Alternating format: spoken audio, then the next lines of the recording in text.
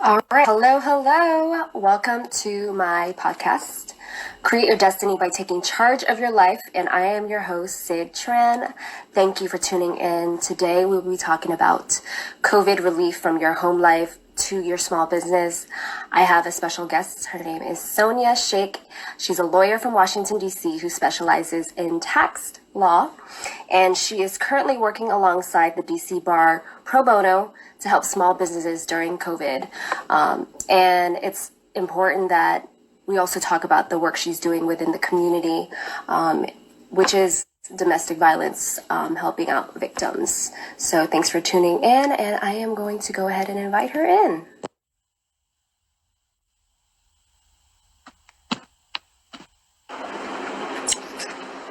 There, is it working? Yes, it is. Okay.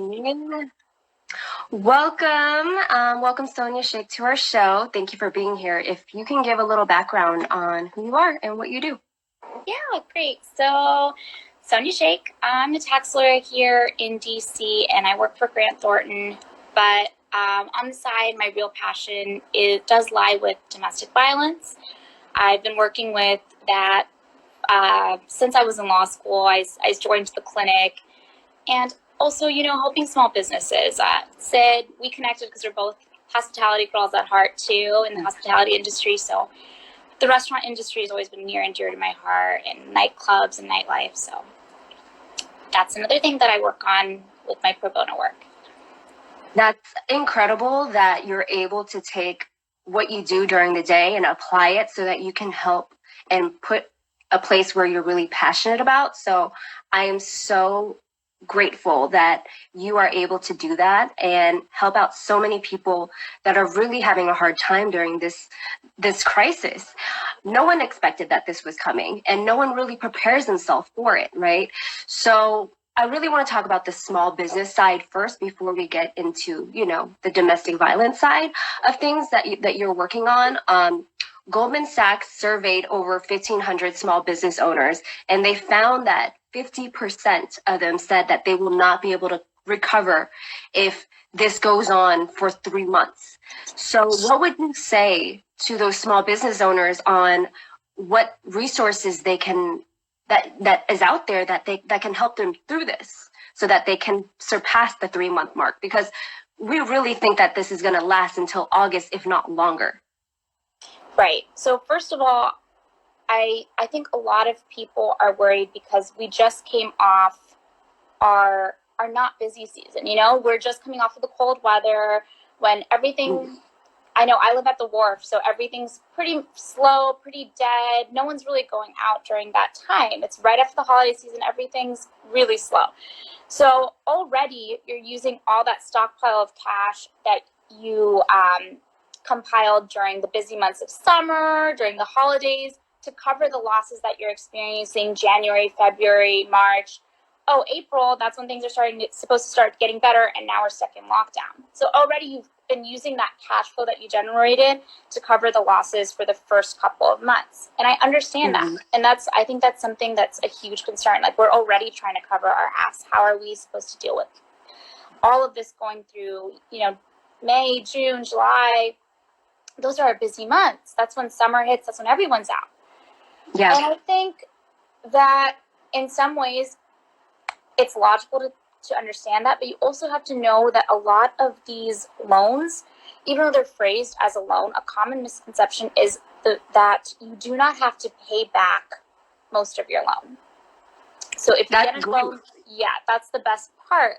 If you get a loan with the SBA, Small Business Administration, it's a special agency with the government, all of your expenses, the majority of your expenses that are dedicated to utilities, operations, rent for your location, payroll, that portion does not have to be paid back.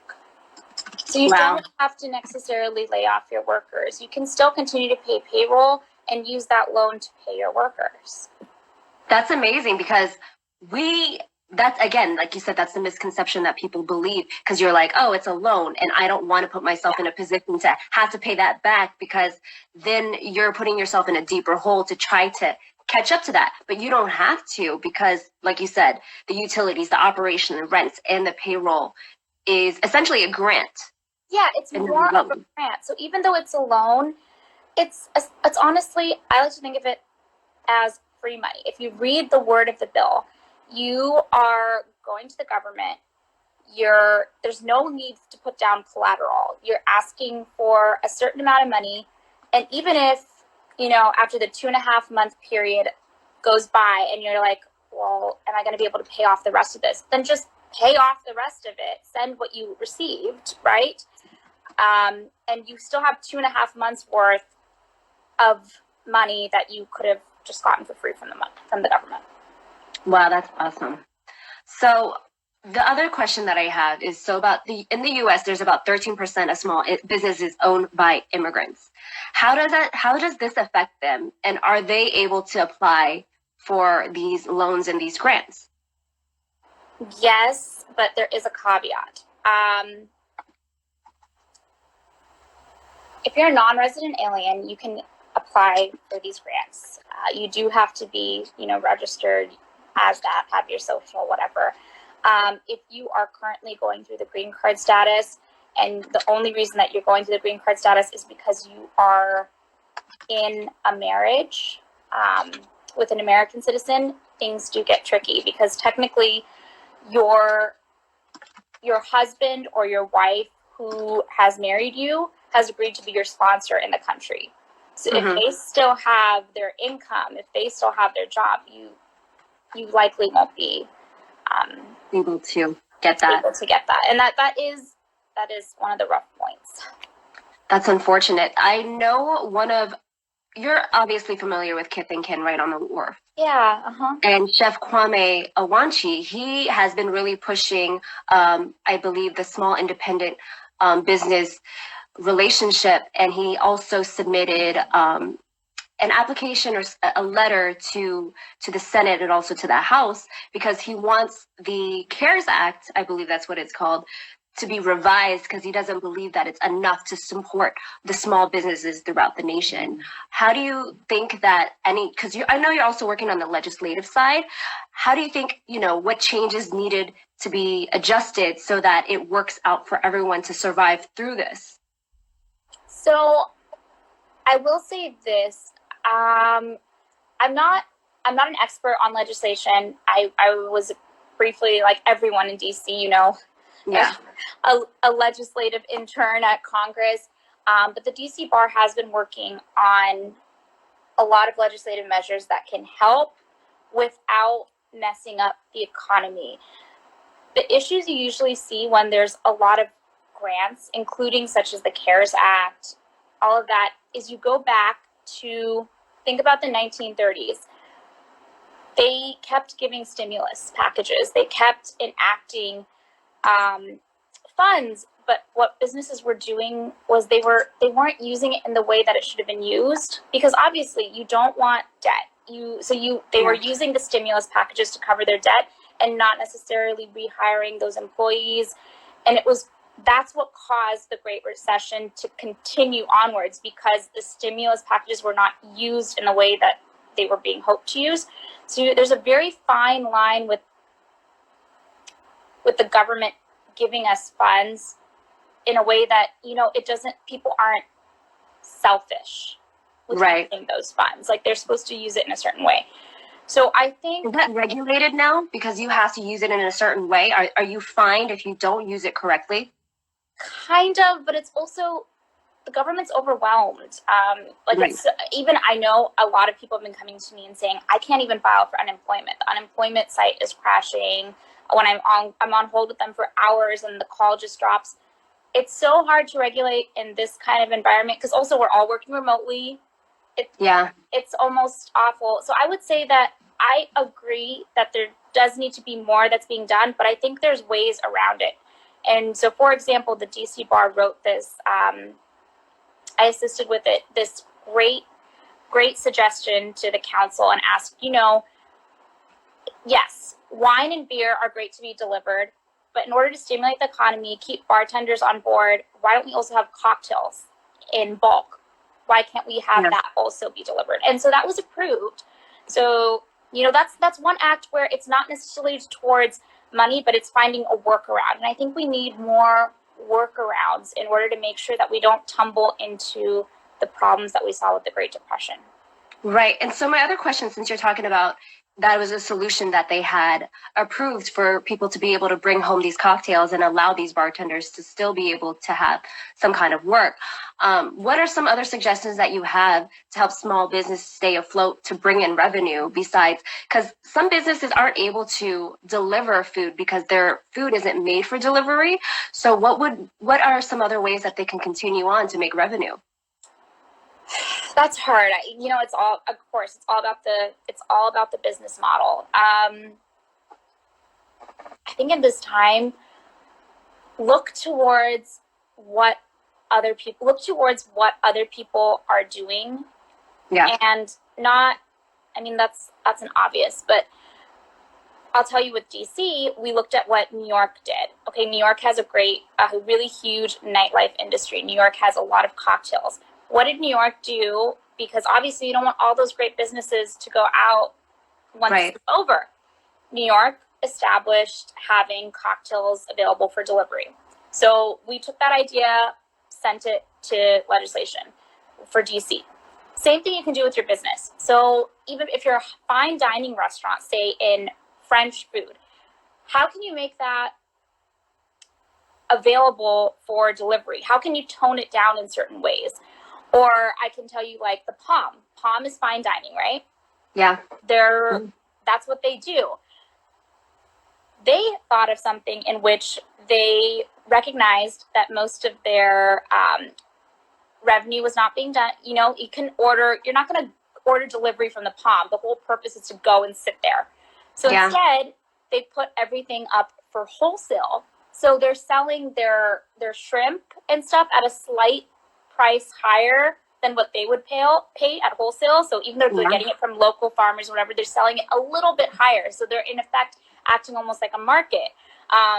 They're offering, like, if you buy a certain amount of wine, you get a link to a tasting, and it's a special tasting so that you can learn about the wine that you're sipping. Oh, that's nice. Like that. I would spend money on that. Yeah, it gives you. They changed their business model to go along the times. Maybe they're not making as much money. Maybe they're not doing what they're doing now, but what they used to do, but they're making it different. I'll tell you, there's this great story that I read on LinkedIn the other day, and it was about this guy in 2008. He had a dad who had just opened a yacht repair company, yacht repair. But 2008 was that recession that hit with the homes and everything. Everyone's just trying to maintain their home. No one's going to buy a yacht. Yeah. So of course that business went totally downhill. It was terrible. Yeah. But around that time, President Obama started looking at wind energy. And like, oh, wind energy, that's the new be all. Yeah. And so his dad, the yacht repair business man, he opened up with the same materials and everything. He's like, well, who's going to repair all those wind propellers? So changing the yacht business to a wind propeller agency. It's honestly about making lemonade out of lemons and taking what you have and figuring out how to reposition it. And the best way is to look at others, look at what other people are doing and how you can kind of fit into that mold. That's awesome. So since we're talking about small businesses, what about entrepreneurs? What about people in the service industry? People who are contractors, 1099s that are working, are they able to apply for these loans and these grants? So one thing I will say is this is very fast moving. This bill is over 600 pages long, and it was written in a matter of like hours. It's constantly changing, right? I feel like is it constantly changing?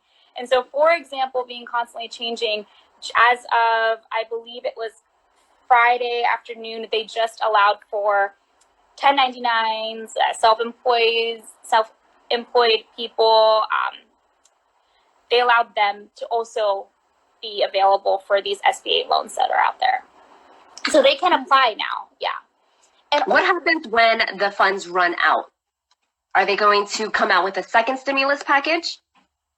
The way they've set it up is and again, this is like obviously what the legislative history says. This is what the government's saying. So who knows? You'd have to really look into it. And I haven't looked at the stats or figures in that way. Okay. It's not going to run out. We've figured it out to a point where like we've overanalyzed and understood who's going to be applying, how it's going to be out. But I will say this, and this is something I told a lot of people who had come to me initially and were like, you know, I'm an independent contractor. I'm not going to apply for this because it doesn't apply to me. And I was like, honestly, just wait. They're going to come out with something that applies to you. Go online, look at the application, fill it out, have someone help you fill it out as though it does apply to you, and have it ready to go so you can, as soon as it gets approved, boom, you shoot it right out. And that's what I've been telling everyone. Plan for it being applicable to you, because eventually they're going to come out with something very similar that will apply to you, and have everything set and ready so you can just literally transpose it from here onto that form. So where would one go to go ahead and fill out that application that they need to get out the loans? So the SBA.gov site, that's where to go. And you can ask for help from tax practitioners, HR block, whatever. You can ask them. And one thing that's very important that I want to underscore, no one can charge you to help you fill out that form. They're Awesome. legally obligated to help you fill out that form, and they're not allowed to charge you. So that's one thing. Also, the DC Bar is hosting a clinic every other week to help with, particularly for loan applications with that. But SBA.gov, all the grants, there's multiple different ones on there. You can just apply through there. Awesome. Thank you. So I feel like, I don't know if anyone else had questions in the comments. Let me look through them real quick. Someone did say change your model as far as that goes. Okay.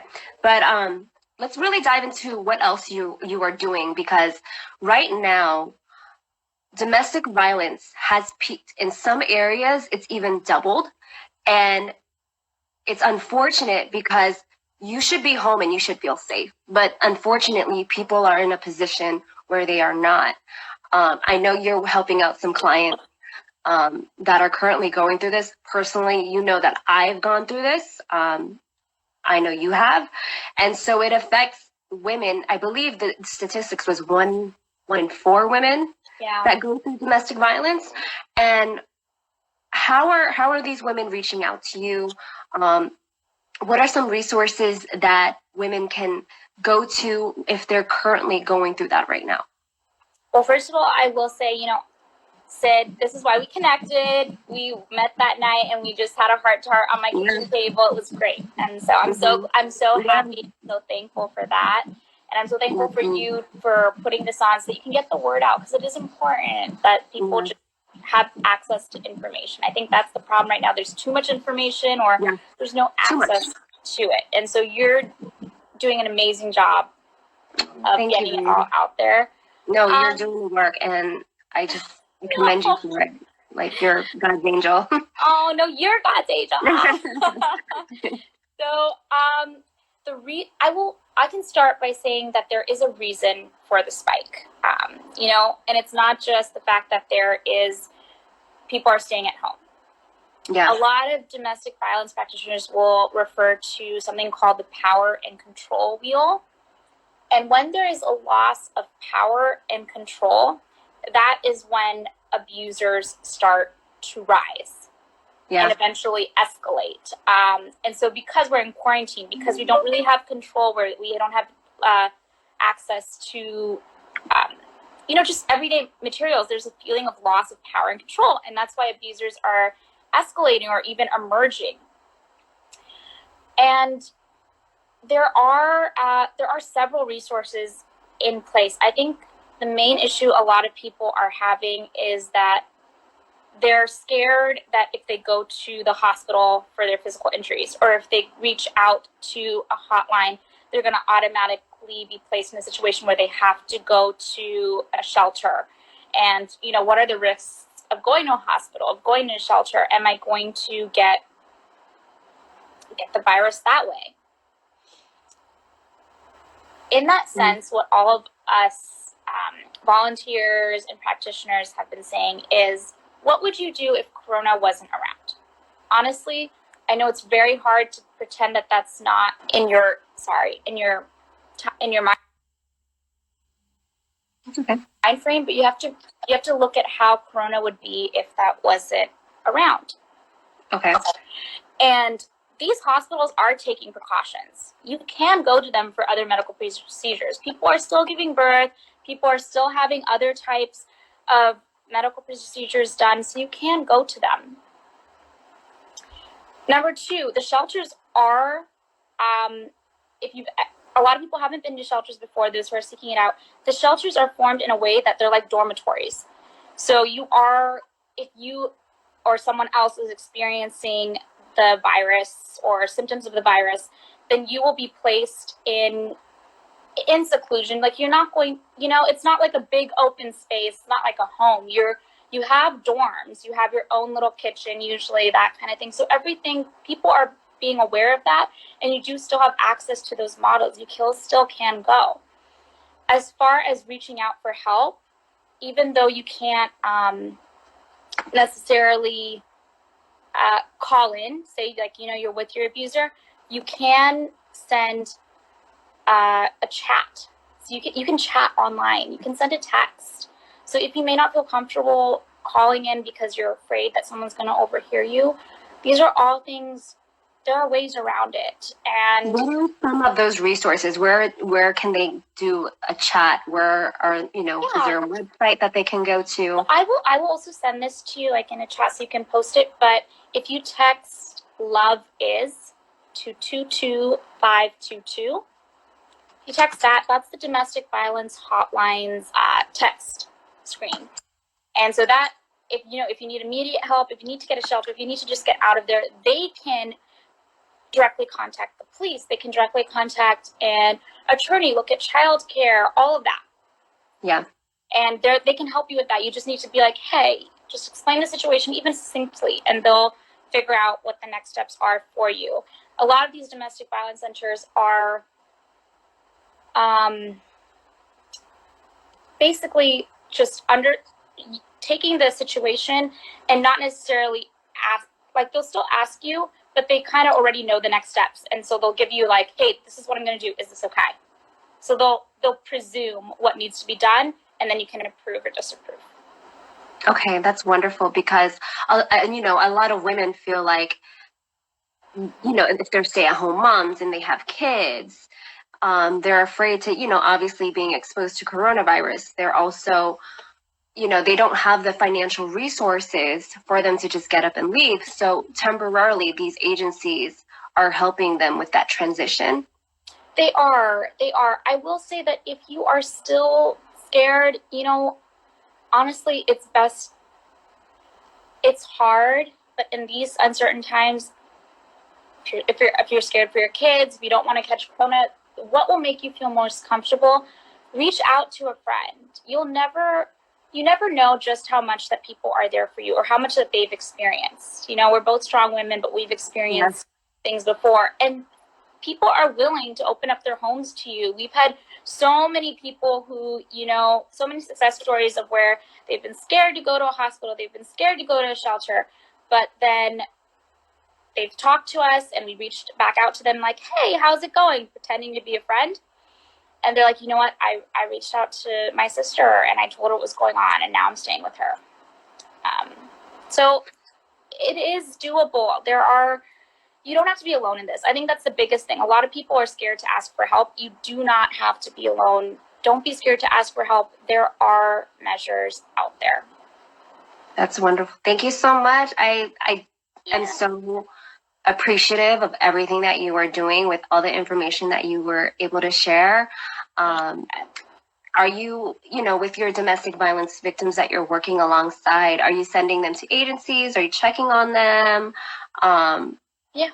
So those are a little different. For those, so I am a volunteer with Break the Silence and with the Women's Law Project. And so for those, it's more of just like a one-off thing. Like, someone will send me an email or chat with me or be on a call with me like twice a week or so, and I will just like it's just a constant stream. I don't really have clients, but with Yeah. the DC bar, that comes into with protection orders, and so basically restraining orders. And so I'm working with them to make sure restraining orders go through, are renewed.